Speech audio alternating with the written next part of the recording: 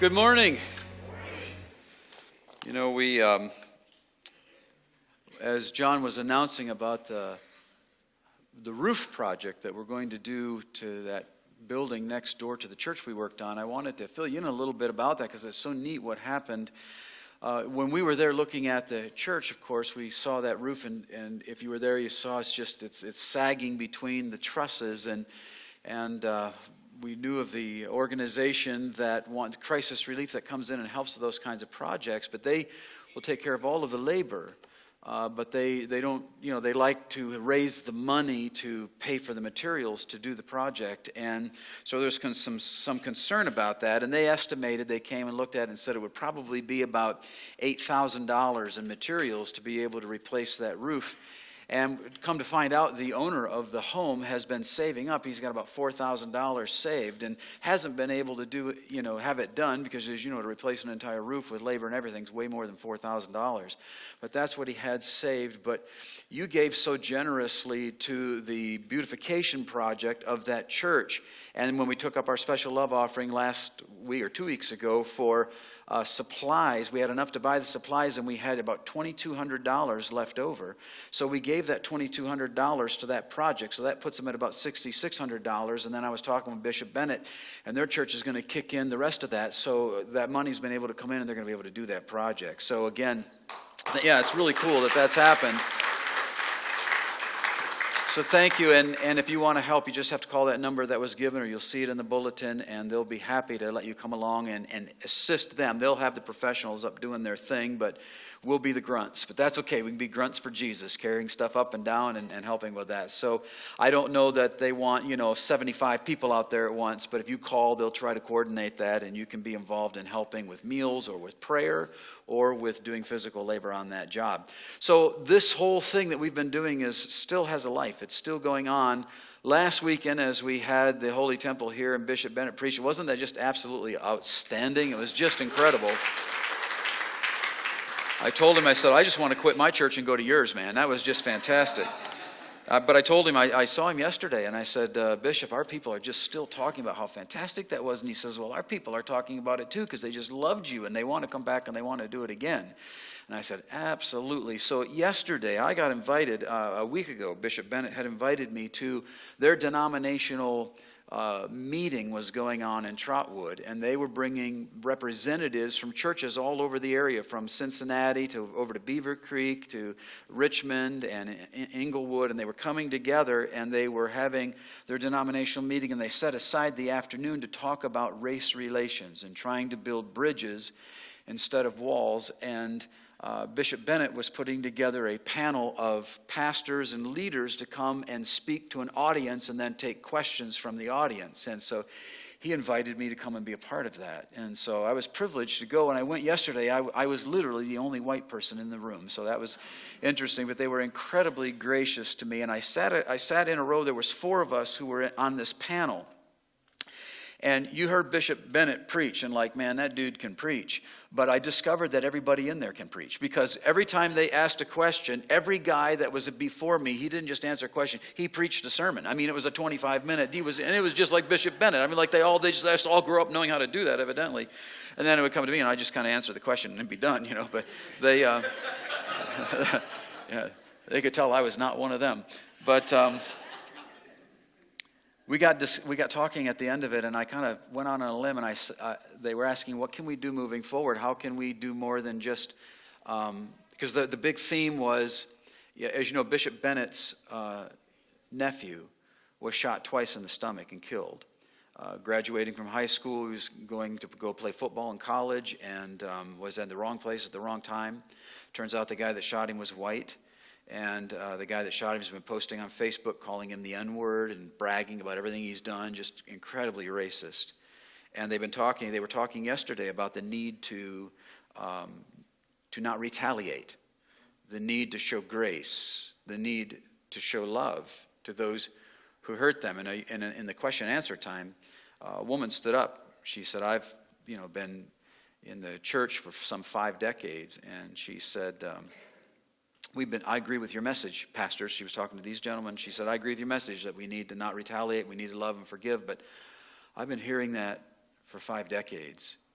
and still stuff keeps happening. And when is anything going to change? And what can we do to move things forward? She was asking that question. And so I spoke up, and I put you all on the hook. I hope you're going to be okay with this. But I spoke up and I said, I'd like to answer to that. I said, I can't answer your question. I can't do that, and this isn't a quick fix. But I said, we need to have more meetings like this one. And I said, I know that I could bring 50 of my people to a meeting like this. If you could bring your congregations and we could come together, and I think we could have an open forum where we have a panel that discusses these issues, and we take questions and we talk and begin to have bridges of understanding built between our congregation, maybe other congregations in this area, and the black community. And I said, when you start digging down layer upon layer, it's easy to quickly become offended. We start talking about Black Lives Matter and white privilege and those kinds of things, and people can get offended easily. So I said, we don't want that to happen. We don't want to come together and end up fighting. So I think it would be great if we could come together for a night and we could worship together, and we could pray together, and we could fast, and then after worshiping and praying, we could have this open forum and this discussion. Well, it turns out that the leader of the whole thing from Cincinnati was in that meeting. She took my information afterwards, and she said they're going to make that happen. So Bishop Bennett's going to Texas next week, but when he gets back, we're going to get together, we're going to set a date, and we're going to meet down there. So I hope you'll do this with me. I want 50 or 60 of us to load up and to go down there and meet with that congregation and worship together, pray together, and then have an honest, open conversation about race relations and about building bridges. And then they're going to come up here, and we're going to host it, and we're going to keep these conversations going. Now, why are we doing that? I don't think that Greenville is going to become a multicultural town. I mean, Greenville is what it is. But I do think it helps if we can develop friendships with those who are unlike us. I think it helps if we can develop bridges of understanding. And if we are praying and fasting and worshiping over these issues together, I think something can break in the realm of the Spirit. There are strongholds in our communities, and one of the gentlemen that was there, he's involved in a lot of this, and they know, they've mapped it out, and they know right where all of the cells of the KKK are, and they are numerous in Darke County, not just in Greenville, but there's a cell. It was either Phillipsburg or it was Pittsburgh, I forget which town, but there were several towns in Darke County that are cells where there are Ku Klux Klan cells, and then all the way on down into Dayton, and there is in fact, they shared that the city of, I think he said there's like 38,000 cities in the United States of a certain size, and Dayton is the 16th most segregated city in the United States. So there are strongholds going on, and if nothing else, our praying together with large groups of mixed communities and fasting together and worshiping together can start to break something in the spiritual realm. So I'll give you more information when that is going to happen. I hope that you'll say, yeah, I want to be a part of that, even if I'm just part of the conversation, even if I'm just part of the worship. Because what can we do here in Greenville? Well, we can do that. And maybe that will help to move something in the realm of the Spirit and begin to influence other congregations and other pastors who will be willing to speak up to this issue. It's a dangerous thing to talk about. A white pastor in a white congregation that talks about white privilege can lose his job. And so it's dangerous. And so perhaps there can become a movement that will bring courage to our community to speak up about these issues, to build bridges with our brothers and sisters. Because here's what I've discovered. You ask the average white person, is there a race problem in America? And a lot of them will say, no, I don't really think so. You ask that same question to the black community, and you will get a totally different answer. Totally different answer. So obviously we're seeing things differently, and we got to come together. So God's moving this thing. Something is happening. I don't know exactly where it's going to go, but I hope you'll be a part of it, and that you can join me as we try to build relationships with these brothers and sisters. I don't know about you, but I absolutely love them. I think they're wonderful. I can't wait for them to come back. We're in Mark's Gospel today, and if you had your sermon card, you saw it's Mark chapter 4, so find that place in your Bible if you would. 62% of Americans do not like change. Maybe that's no surprise to you. They hate it. 38% of Americans love it. They think it's like an adventure, but the majority of people do not like change, and yet we are constantly changing all the time, even at the molecular level. Do you know that your body changes out its cells so that every 7 years, every single cell in your body has been replaced, so that literally you are not physically the same person that you were 7 years ago? We're constantly changing even at that level, and we go from phase to phase through life so that, we leave high school and we go off to college and everything has changed about how we live, and it isn't long before we get married, and when we get married, our world completely and totally changes because you didn't just gain a new spouse, but you gained a new family. Because she brings her past family into the relationship, and he brings his past family into the relationship, and suddenly there's tension as everything changes. For now they have to renegotiate everything from, the proper way to fold the towels to how you're supposed to squeeze the tube of toothpaste. I mean, everything changes. And then it's not very long before a baby comes into the world, and then your whole world is completely changed again, from holding this incredible gift of God in your hands to wondering if you will ever sleep another night in your life. Everything changes, and it just goes on in our lives. We change jobs, we change houses, we change careers. It used to be that a person would go and work for a place like General Motors and they'd be there for 40 years. But the average person today changes not just jobs, but careers 5 times in their lifetime. And so we're changing careers, we're changing locations, we're a very mobile society, we change friends. Everything is changing. We grow up in the church and we come to a place where we change in terms of our faith and what we believe. It's a little disconcerting for parents when children kind of move out of the gravitational pull of their religious orbit. Children grow up in the church and they believe what they believe because that's what they've just always been told. And then suddenly they go off to college and they encounter new ideas. And they encounter an environment that's not supportive to the things they believed, and they go through a phase of deconstruction where they start tearing apart the beliefs that they've always held. And it can be threatening to parents and to family as they realize their child is rethinking the things that they believe. But there's a point in which they start to reconstruct again, and when they finish that, they're stronger in their faith than when they began, because now what they believe because they own it. And not simply because mom and dad said this is what I should believe. But I've discovered as you go through life that deconstruction phase doesn't just happen when you go off to college. It happens at different phases of our lives. When you get into the autumn of your life and you're facing the changes of death and facing all of those kinds of things, retirement, that there can be another deconstruction phase. Questions about God. As you encounter tragedy in your life, as you encounter the things that are filled with pain in life, it causes us to ask questions about God. And so there's constantly this change of deconstruction and reconstruction. And we get older and there's dramatic changes. Retirement, all of a sudden we've been working every day, for 40 years, and now we don't have to work anymore. What do we do with our lives? Or maybe it's the looming reality that we may have to move out of the house we've been into for 40 years and go into a nursing home. Or maybe it's the death of a spouse, or it's declining health. I mean, life is filled with change after change after change. It's constantly changing, and yet most of us don't like it. I mean, why can't things just stay the way they are? Part of the reason we change is because we're human. I mean, God alone is the only one who does not change. He is the one who is the same yesterday, today, and forever. And maybe the reason we don't like change is because, we fear the unknown. We don't like the loss of control. But maybe it's that inner tug of the heart that makes us want to be like God, because God never changes. And if you're in a season of change, you may feel quite unsettled. If you're going through anything right now or facing changes, you may be scared.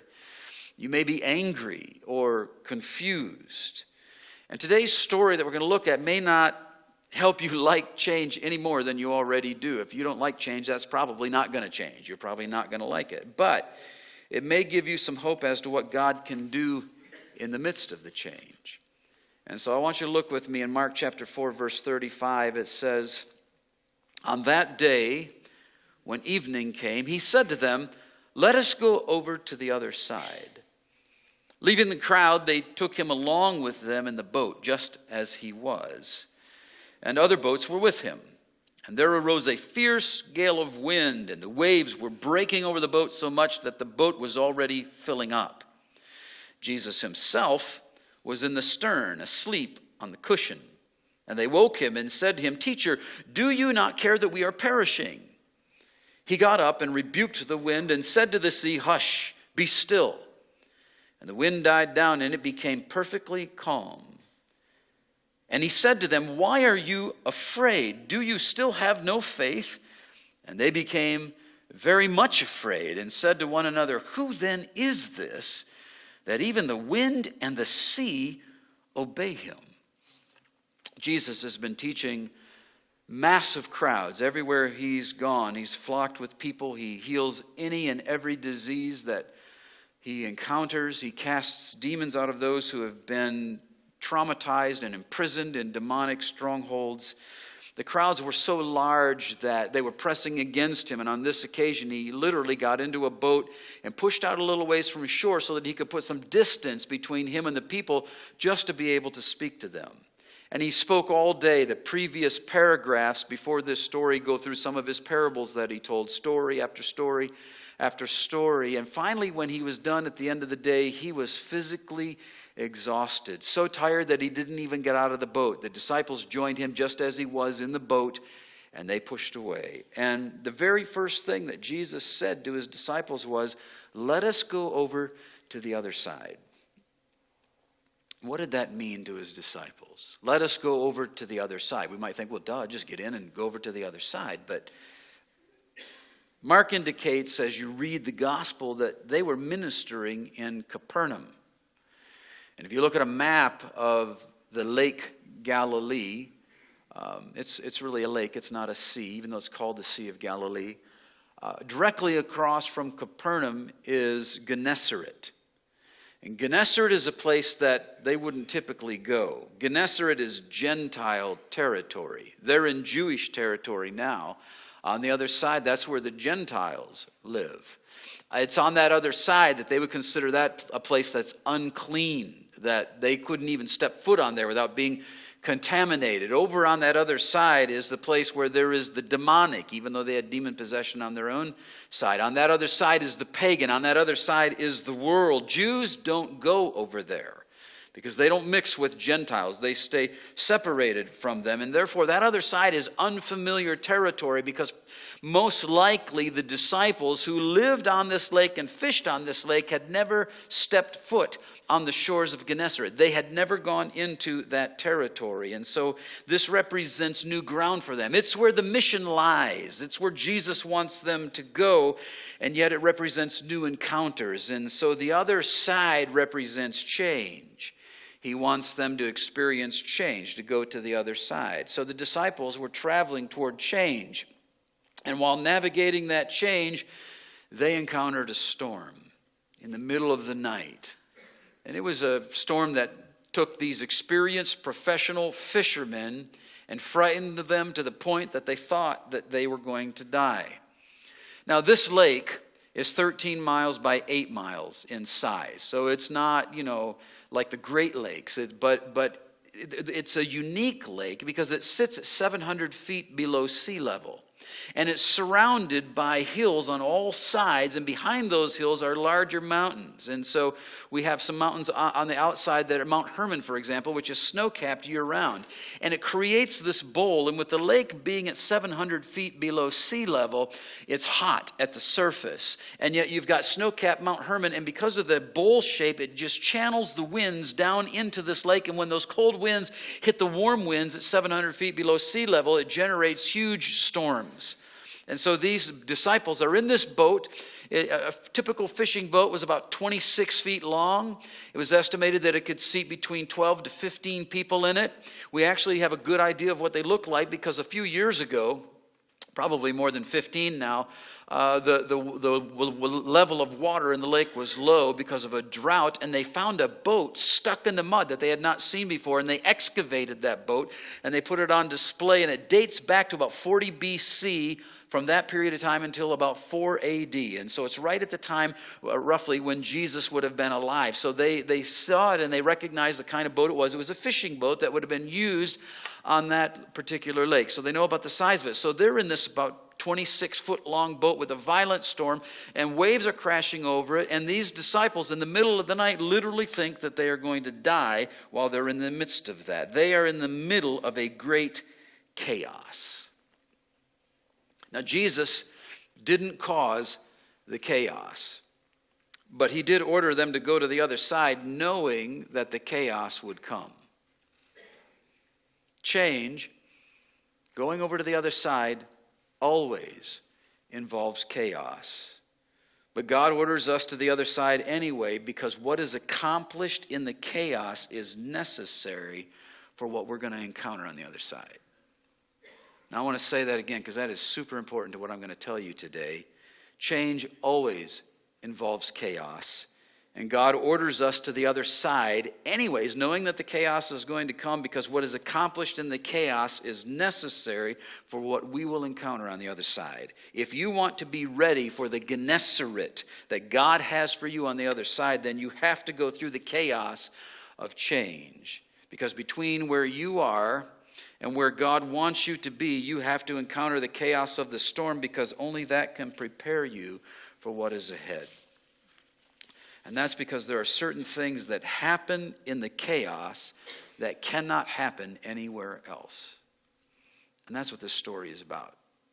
Let me show you just a couple of those things. First of all, chaos strips away any false ideas of piety. You know, when the storm was over and everything was calm, Jesus was pretty hard on his disciples. He rebuked them for their lack of faith. And they were panicked that Jesus wasn't rescuing them, that Jesus didn't care. They woke him up asking him, "Do you not care?" And it's when we're in our storm, that we wonder where God is. It's when you and I are in the midst of that chaos that it's so natural for us to think that God is asleep or that God doesn't care about us. Why isn't God stopping this? Why isn't God doing something to rescue us in the midst of this? Why is God not answering us? Why can't we sense him, or we can't hear him, or we can't see him? And it's natural to feel that way.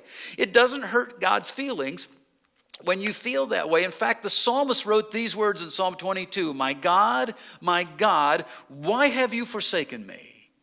And Jesus quoted those very words on the cross. David was writing those words as he was fleeing from Saul. He had been anointed king. He was going to be the next one to sit on the throne of Israel. And God had, through the prophet, made it clear, this is my choice. And yet Saul was pursuing him, trying to take his life and kill him. And it seemed like God wasn't anywhere around. And in a moment of great desperation, he wrote these words, "Why have you forsaken me? Why are you asleep? Why don't you care? Why aren't you doing anything?"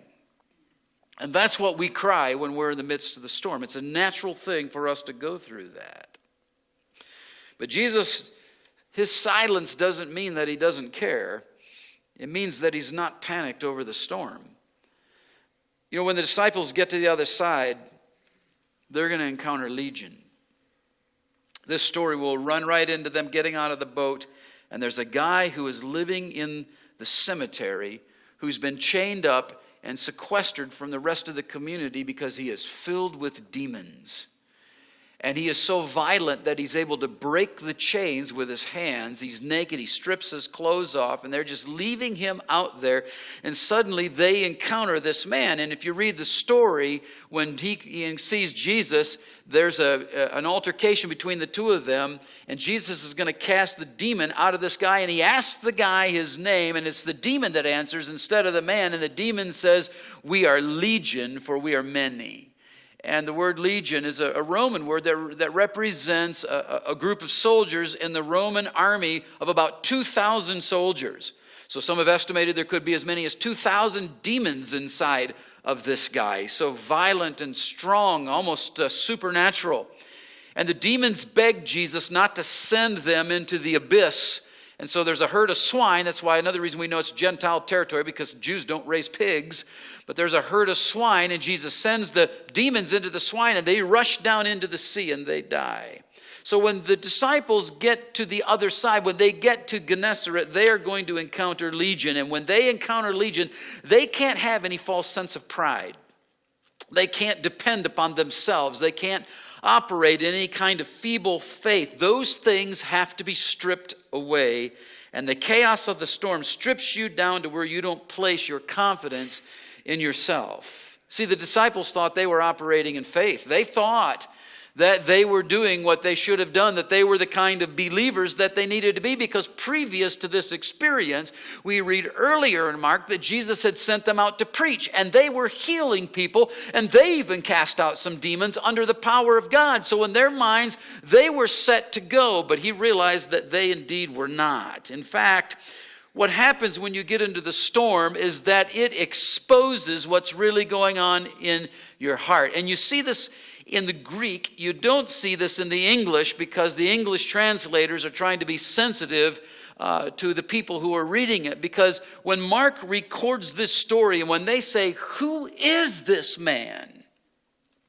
he uses imprecatory language in the Greek that's edited out by the translators. But they're throwing in words of cursing. I read two commentators that said if you wanted to give an absolute direct quotation, they would have said, "Who the hell is this?" Mark writes that into the text. Not because he's saying, hey, it's okay to swear and that kind of thing. But Mark wants us to realize something. These are raw men. And these are guys who are being exposed for what's really going on inside. Because here's what happens. You might not know this, but as a preacher, I've encountered this many, many times. When I'm around people who are out in the world and they find out that I'm a preacher, all of a sudden they stop swearing. Have you ever noticed that? They just whoosh. You know, it's like, dude, swear if you want. God hears that. I don't care. It's not going to offend me if you say a word, but they're going to stop that. They completely stop it. Well, can you imagine what it would be like if you were with Jesus? You don't want to say nothing wrong. You don't want to do nothing wrong. So you put on your Sunday school smile. You put on your plastic Christian face. You're going to act like everything is just right. Isn't that what we do sometimes? We put on our face and we come to church and we make it look like we got it all together. And everybody thinks we got it all together. But deep down inside, we know we don't have anything together. But we put on that plastic smile, and God needs to strip that bare. And that's what's going on here. So now they're being real, and they're exposing what's really happening, that there's need for change in them. The masks are taken off. You know, when God takes you to the other side, to your Gennesaret, he has plans for you, but you're going to encounter your legion. And it's only in the chaos of the storm that you're going to let go of any self-confidence, so that you can learn to depend upon Jesus instead of depending upon the arm of the flesh. But as long as I got my mask on, as long as I'm not willing to be real, as long as I'm not willing to be honest, I'm still depending on me. And I'm not really ready to go to the other side and face whatever my legion is. And so God, when he commands us to go to the other side, allows us to get into the chaos, because he needs to strip away all that false churchianity and Christianese, so that we can become real, so that our dependence isn't on us, but our dependence is upon him. Here's the other thing. The chaos of the storm reveals who Jesus really is. You know, Mark uses this story to reveal who Jesus is in a couple of ways. He shows us the disciples' reaction to Jesus' miracle. You know, after the storm, they're just as much afraid of Jesus as they were of the storm. It says they were very much afraid after Jesus calmed the wind and the waves, because they start to realize just who and just what this person is, and they're afraid of him because he's dangerous. See, they grew up in a culture that was surrounded by Roman mythology. And in Roman mythology, there was an understanding that the gods are capricious. The gods are fickle. The gods may get upset with you and zap you with a lightning bolt. And though they didn't necessarily believe in those gods, they did believe in their Old Testament God. And guess what? It looks like he was capricious as well. Because there are all kinds of occasions when God just reached out and zapped people. They were carrying the Ark of the Covenant from one location to another. And the cart upon which it was resting stumbled inside of a rut in the road, and Uzzah reached out to steady it, and when he touched it, he was struck dead by God. And we see story after story where God got angry and he struck people down, and they're realizing that the guy that struck Uzzah down, the guy that opened up the earth and swallowed Korah and all of his relatives alive, the guy that poured down fire and brimstone out of the sky, is the same God that's in the boat right now, and he is scolding us. Don't you think you'd be afraid too? Like, what's he going to do? Because he's there scolding them. They realize that he's dangerous. But then Mark reveals who Jesus is by how he tells the story as well. I mean, just think about this story for a minute. Jesus is asleep during the storm in the bow of the boat. He's awakened by people who are accusing him of not caring, that they're going to drown. and he speaks to the sea, and it becomes instantly calm. The first readers of Mark's gospel would quickly have picked up on the similarity of that story and the story of Jonah. Because think about Jonah. Jonah was asleep on a ship in a storm. Jonah was awakened by the captain, who accused him of not caring because he was sleeping rather than praying with the rest of the sailors. And when Jonah was thrown overboard, instantly the sea became calm. Mark is intentionally drawing a parallel between this story of Jesus and the story of Jonah, because Jonah is a type of Christ. Even Jesus himself drew that comparison when he said, as Jonah was 3 days and 3 nights in the belly of a sea monster, so the Son of Man will be 3 days and 3 nights in the heart of the earth. He was drawing a comparison between the two stories. It's not a perfect comparison because Jonah was disobedient, Jesus was not, but Mark is making this connection. So why does Mark do it? Mark does it because when his readers are reading the account of Jesus calming the seas, he wants them to think of the story of Jonah. And the reason is because the story of Jonah is not about Jonah. The story of Jonah is not about a whale or fish. The story of Jonah is not about the Ninevites. The story of Jonah is about the mercy of God. God calls this prophet named Jonah to rise up and go to the enemies of the Jews, the Ninevites, who are a violent people, and preach 40 days and judgment is coming unless you repent. And Jonah doesn't want to do it. And the reason Jonah doesn't want to do it, it's not because he's afraid of the Ninevites, it's because he doesn't want them to repent. Because he knows if they repent, God will have mercy and not destroy them, and he wants them destroyed. He's thinking, good, 40 days and these people are gone. I'm not saying nothing. I'm going to Spain. And he gets on a ship and he heads to Tarshish or Spain. And while they're in the middle of that storm, we see the incredible mercy of God again, because on that ship is one, quote, man of God, Jonah, and all of these pagans. But the man of God, he's sleeping, and the pagans are praying. Now, they're praying to this God and that God and that God, but they don't know who God is, but they're praying, and God shows mercy upon them and spares their lives. And then when he's thrown into the drink, God has mercy upon him too, because he gives him a submarine taxi service all the way to where he needs to go. And he's spit up on shore, and now God gives Jonah a second chance. It's the mercy of God, the mercy of God, the mercy of God. And Jonah preaches to the Ninevites, 40 days, repent, or 40 days and you're gone. And they do repent. And Jonah's sitting underneath this shade tree as he's looking out over the city of Nineveh, and he's sulking, he's angry, because, and he says right in the text, I knew that you're a merciful God, and if I preach this and they repent, you wouldn't destroy them. And that's exactly what happened. And while he's sulking over the fact that God showed the Ninevites mercy, he's sitting under this little shade tree, and God touches the shade tree so that it withers, and suddenly he turns to God in great anger and says he just wants to die because his shade is gone. And God turns to Jonah and says, Jonah, and this is a real rough paraphrase, but Jonah, I do not get you. You are so concerned about this little shade tree that I can make grow up overnight and bring it down again, but you don't care one bit about 100,000 people who may die and go into eternity away from me. What is wrong with you? And the whole point of the story is that this is a God of mercy, a God who wants to forgive. And Mark wants his readers to see this, that the God who can rebuke the sea with a word, he's powerful and he's dangerous, but he's also merciful. And it's when you encounter chaos in the storm that you see the twofold nature of God. You see him as the Lion of the tribe of Judah, but you also see him as the Lamb that was slain from the foundation of the world. He's powerful, but he's gentle. He's dangerous, but he's merciful. And you can't really know him in this way until you've encountered the chaos of the storm. And God often leads us into change because that's where the storms arise. And you know, life is change after change after change after change. You know why? Because you and I constantly need our vision renewed of who this God is and who we are not. And so constantly God leads us and allows us to go into the chaos to change us. We don't like change. We're moving toward change, and we don't want that change. But in the midst of that, God's saying, it's not just about that change. I need to change you as you're getting ready for the change. Because that's really the important thing. And so God leads us into change because that's where the storms arise. He doesn't cause the storms. But he knows that change will result in a storm, and that is where you'll get the true glimpse of God. Jesus is constantly saying, let us go to the other side. That'll be the recurring theme that you hear in your life. If you're listening to the Spirit, you'll hear it over and over again in different ways. Maybe it's a career, maybe it's a move, maybe it's a relationship, maybe whatever. It can be a million different things, but you'll hear God say, let us go to the other side. And He may be directing you right now. Maybe He's leading you into life change. If so, hear this. There will be a storm, and you will encounter chaos. Your self-confidence will be stripped away.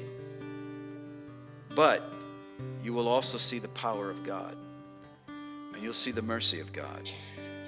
And He will bring you to the other side to experience your Gennesaret. And so we're going to pray today. We're going to take communion in just a moment, as we do the last Sunday of every month. I was thinking about this as I was praying about this message and praying about going into a time of communion, and I thought communion is such a perfect time to pray about change, because that night in the upper room when the disciples were eating the bread and drinking the wine and the other parts of the meal that were there, their lives were about to change forever. They were stepping into a season of change unlike anyone has ever experienced in the history of the human race. As they would watch their Lord literally be nailed to a cross, then literally rise from the dead, and then experience the outpouring of the Holy Spirit that gave birth to the church. You talk about their world changing. But before that happened, they entered into this covenant meal. It's a meal that celebrates our union with God. Jesus brought it home when He said, this bread is my body, and this wine is my blood. Talked about the fact that we need to ingest Him into our lives. We need to eat the bread and drink the wine as if we're taking Him physically. And it was a physical symbol, but it had spiritual grace and power attached to it. Because God likes to use physical things to communicate spiritual things.